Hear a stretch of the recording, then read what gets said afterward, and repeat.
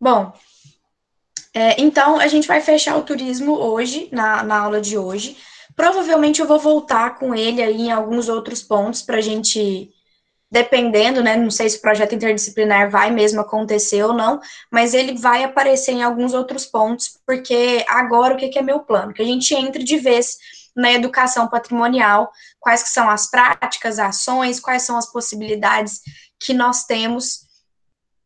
Eu vou abordar a educação patrimonial principalmente de acordo com o que o IFAM traz para a gente, pensando que o IFAM aí é o órgão maior do Brasil nessa questão do patrimônio, então é um órgão que nós temos, né, que conhecer.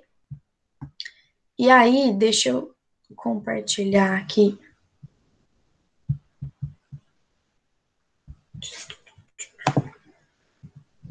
Eu não vou conseguir passar toda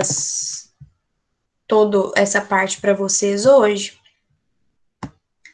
mas eu já começo aqui. Apareceu aí a guia para vocês, gente? Sim.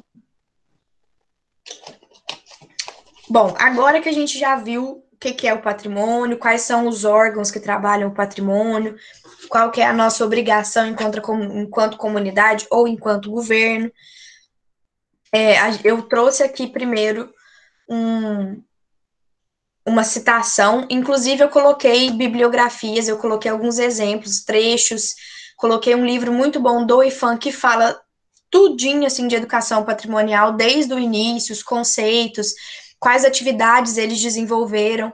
Essa citação aqui está num artigo que está lá também no Moodle, está à disposição de vocês. Ao conectar-se ao presente, a memória será invariavelmente seletiva. Alguns aspectos serão escolhidos para serem lembrados, assim como outros são eleitos para serem esquecidos.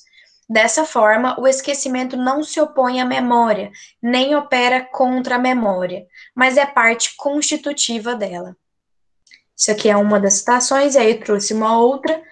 Em verdade, só há um meio eficaz de assegurar a defesa permanente do patrimônio de arte e de história do país: é o da educação popular.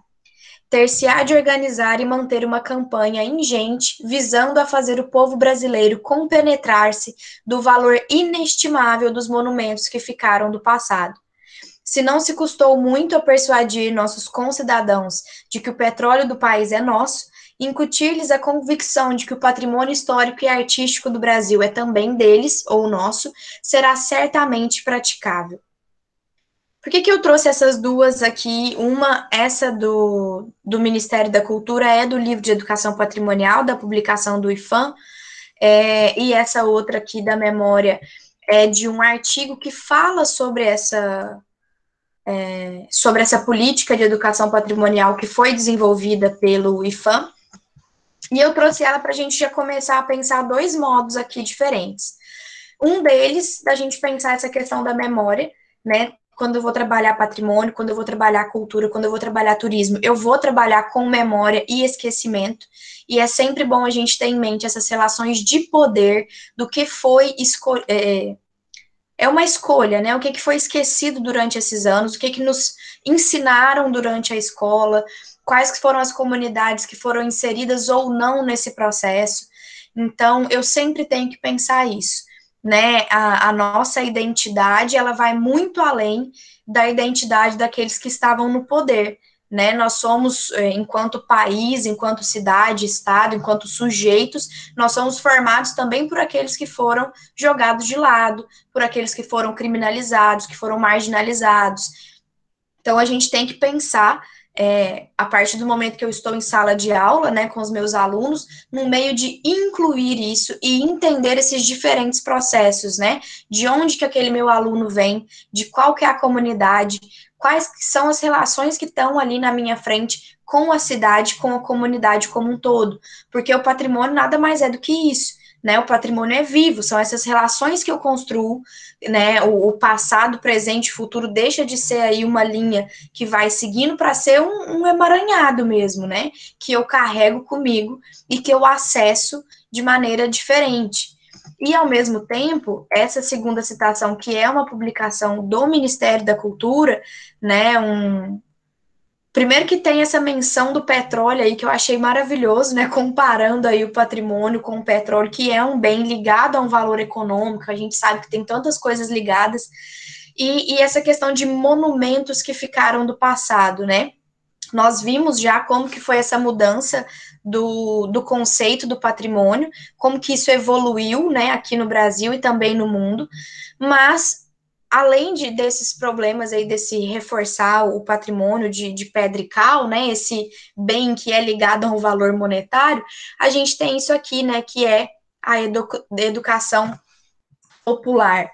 Então, já existe esse desejo desde muito tempo. Essa publicação aqui é de 1987, como vocês podem ver, que estava, né, no livro aqui de 2011, mas vem dessa publicação mais antiga. Então, desde muito tempo, nós já temos esse pensamento ocorrendo no Brasil. Às vezes ele não chega em todo lugar, às vezes ele não está completamente posto em prática, mas nós já temos isso. E aí, eu não vou nem me estender muito aqui por causa da hora, mas semana que vem eu vou continuar nessa linha.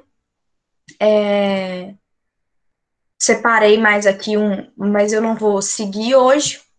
Deixa eu compartilhar essa guia que eu tinha separado para mostrar para vocês também. Isso daqui é o livro da educação patrimonial que eu falei para vocês, que está no Moodle, mas também está disponível no site do IFAM. Eles têm, ó, até ideias de projetos que são já parte práticas mesmo. Qual que é a finalidade? Essa ação, né? Quais que são as ações que vão ser desenvolvidas? Quais são os objetivos? Ó, estimular a participação da comunidade no processo educacional.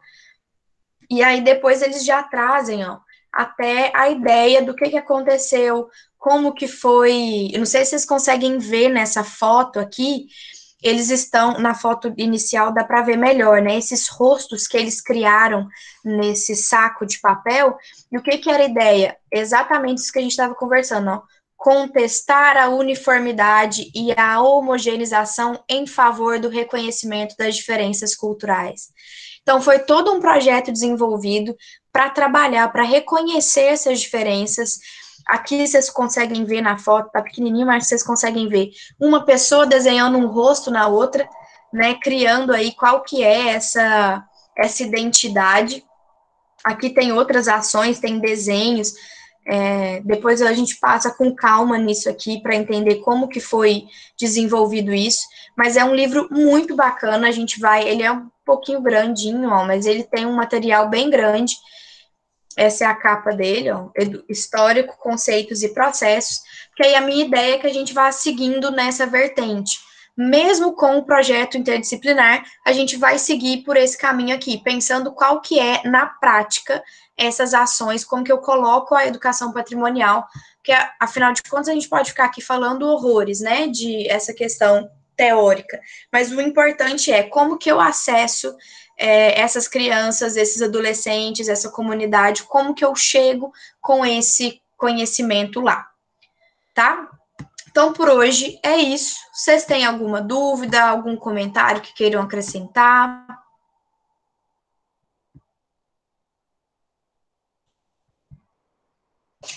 Bom, então, obrigada, gente, pela participação de vocês. E aí a gente vai mantendo contato pelo grupo do WhatsApp para fechar esses pontos aí do projeto interdisciplinar e da avaliação do bimestre.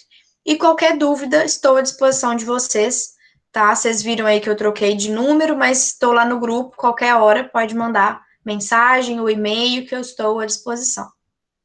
Certinho? Boa noite, então, para vocês e até nossa próxima aula. Até a próxima, Ju. Boa noite, até a próxima. Boa noite.